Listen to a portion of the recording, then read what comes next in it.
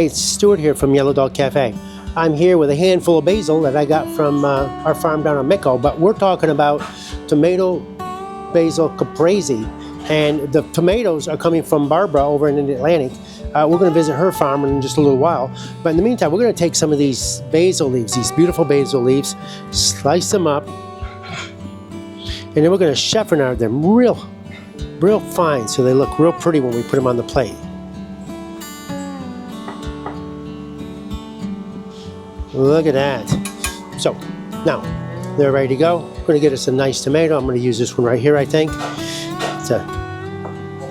It's kind of funny, isn't it? Kind of ugly looking tomato, but they taste so good.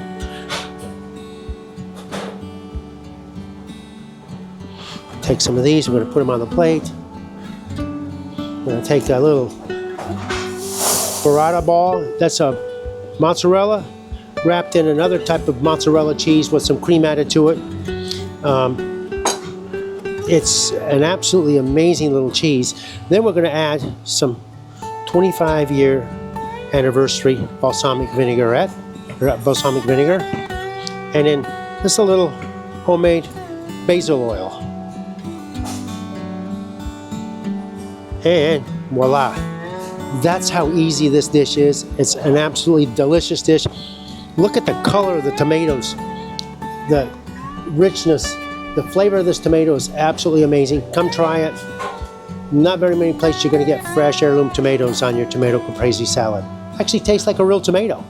And you're going to love Barbara's little backyard garden.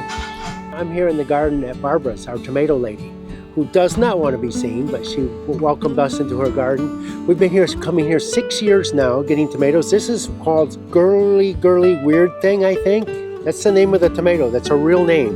And it's because there are all these weird different shapes. It's kind of an heirloom tomato. This one's called Chef's Choice Orange, but I call it yellow. When I ask for these ones, I get yellow tomatoes. And I really don't get a choice what I get what she grows. And I'm quite happy with that because they're always delicious. And Barbara also does basil. She has like onions in her garden, broccolini, all sorts of beautiful garden produce.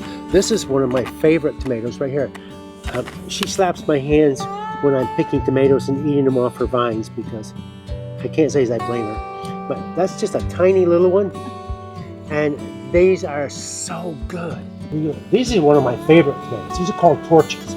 They got this great little look to them, and they are delicious. They're not quite as delicious as these, but you're talking about just a little bit of difference, but they're so good. Why don't you become one of our growers? We would love to hear from you, and we can talk to you about things that we'd like you to grow for us. Talk to you soon. Bye.